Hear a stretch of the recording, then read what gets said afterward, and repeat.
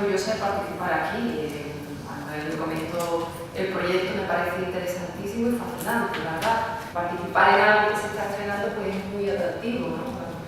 Estoy agradecidísima de su invitación. Ella es una de las personas que formaron parte de aquellos 198 estudiantes que constituyeron la primera promoción de la Facultad de Ciencias de la Información de la Universidad de Sevilla, y efectivamente esa doble dimensión de Eva, su presencia constante en el mundo del periodismo, el periodismo de opinión, especialmente el periodismo cultural, es una excelente crítica cultural y crítica teatral, con una vocación y con una fidelidad a sí misma implacable, que creo que es un buen ejemplo, una exigencia extraordinaria para ser como es, una escritora con voluntad de llegar al más amplio público posible, pero sin claudicar de ninguna de las grandes exigencias que hacen que la literatura sea literatura. Bueno, muchos jóvenes creadores que a mí me sorprende que crean que hacen cosas nuevas y no miran atrás, no se dan cuenta de que muchas de las cosas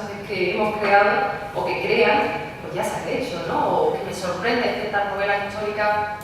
Novela histórica es un género que a mí me interesa mucho, pero que creo que está literariamente anquilosado, ¿no? Es como si se siguieran haciendo las novelas que se hacían en el siglo XIX, eso en el mejor de los casos. Yo es que el tema de la tradición literaria, la tradición de la vida, me parece fundamental, ¿no? Y el respeto al pasado, al ayer, a la memoria, a lo que han hecho otros antes que nosotros, me parece fundamental si quieren al menos dar un pequeñito paso, ¿no?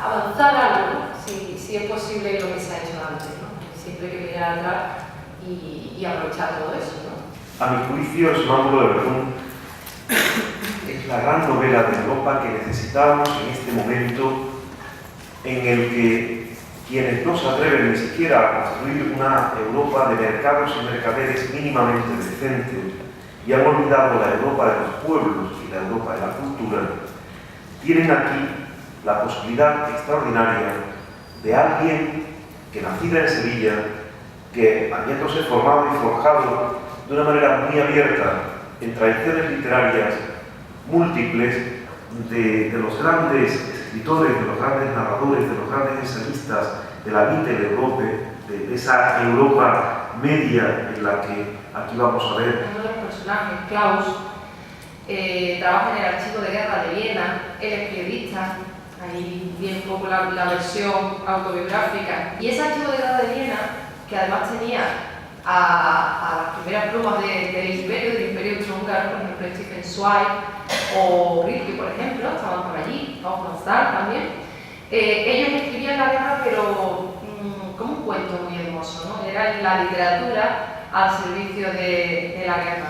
Entonces todos esos escritores me ayudaron a comprender una guerra que fue tremenda, porque tanto los soldados como los generales tenían una visión de las guerras antiguas, de la guerra del siglo XIX, concretamente, por ejemplo, la guerra franco-prusiana, donde las batallas eran más cortas, había casi luchas cuerpo a cuerpo, pero de pronto imagínense que ustedes van con ese pensamiento de ese tipo de guerras que en algunos casos se resolvían en unos meses. Ellos creían en el verano del 14 que en Navidad estarían en casa, cosa que no ocurrió. Y es que en esta guerra empieza a ensayarse el armamento moderno. Entonces es una guerra en la que todos van con un espíritu romántico y del siglo XIX, de ese siglo XIX que ya termina todo ese amable y seguro mundo de ayer, como decía Stefan Zweig, y comienza el horror contemporáneo. Qué triste nuestra historia, no se recuerda eso, tienes razón, pero sobre todo la Primera Guerra Europea, la Gran Guerra, es verdad que Weiss lo pone todo un poquito más bonito, sin embargo, además, sin novedad en el frente, nos hace ver que la guerra es una porquería, es una vergüenza. Sin duda que hay que recordar el pasado, precisamente la lección de la historia, ¿no? La historia es maestra de la vida. Y parece mentira eso, que no sirva para nada, ¿no? Me sorprendió la repercusión en la prensa española, porque algo tan terrible como esa guerra, que fue una carnicería tremenda, se veía en España en una especie de partido, ¿no? Porque España estaba dividida en aliandófilos y germanófilos. Entonces había incluso charlas de café como la de forofos y hinchas futbolísticos, ¿no? Y me sirvió muchísimo para la documentación las crónicas del periódico la vanguardia porque la visión que se daba en ese periódico era muy completa y yo recuerdo que seguí pues toda la guerra a través de la biblioteca digital, de que están las tecnologías para todas esas cosas, no tuve que trasladarme a Barcelona a la biblioteca de allí, sino que yo recuerdo que iba leyendo pues, todas las crónicas de ese frente que además era donde se centraba la novela.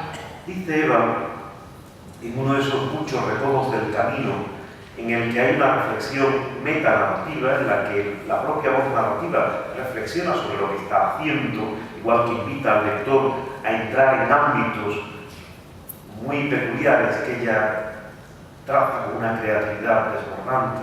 Vamos a entrar en un sueño o vamos a entrar en la mente de alguien. Ella dice, esta es una novela narrada entre el escepticismo y la ironía, que pasea por estancias que ya no existen, analiza los mecanismos del pasado y cuestiona la forma en que se cuentan las viejas historias. Este ayer por el que deambulamos y en el que a veces hace frío y nos cae la ceniza de escenas desaparecidas, sorprende con personajes manipulados por el azar y la literatura. Son marionetas guiadas por el capricho del presente desde el que leemos este cuento con un fondo de batallas antiguas. Es una voz que está por encima del tiempo, una voz que interpela al lector, que le hace preguntas, que le cuestiona, que parodia e ironiza sobre la forma en la que se cuentan las historias del ayer, las historias del pasado, que interactúa constantemente. Eso también era ciertamente complejo, ¿no? Porque no se trata de un narrador omnisciente al uso, o no se utiliza la primera persona. Es decir, estamos en un territorio extraño, y extraño más para el que crea. Hasta la página 78, debo confesar que la he cogido y la he soltado varias veces. No podía entrar en ella. Ha sido a partir de ahí que yo creo que esa explicación de la escritora hacía falta, porque si no, es imposible, bueno, para mí, claro, me era imposible meterla, pero ya la he metido y seguramente la terminaré con ella. Claro que leemos para disfrutar, pero a veces la lectura es también un ejercicio, un trabajo que nos exige mucho porque nos da más. Claro que no se contempla el mismo paisaje a ras del suelo que subiendo a una montaña, y subir a la montaña requiere esfuerzo, pero cuando estamos arriba lo que contemplamos es algo bien distinto a lo que veíamos a ras de suelo. Cómo construir Europa con la palabra es una asignatura pendiente y no es ninguna brindis al sol. No me entero de nada de lo que dicen, solo sé que lo de la prima de riesgo, si es un número muy bajo, nos beneficia, y lo de los intereses, si es un número muy alto, nos hace ganar. Entonces, en esa cosa que no entendemos, que no sabemos dónde está el enemigo, que vengan las voces, y sobre todo voces jóvenes, a interpretarnos y explicarnos, no es nada más que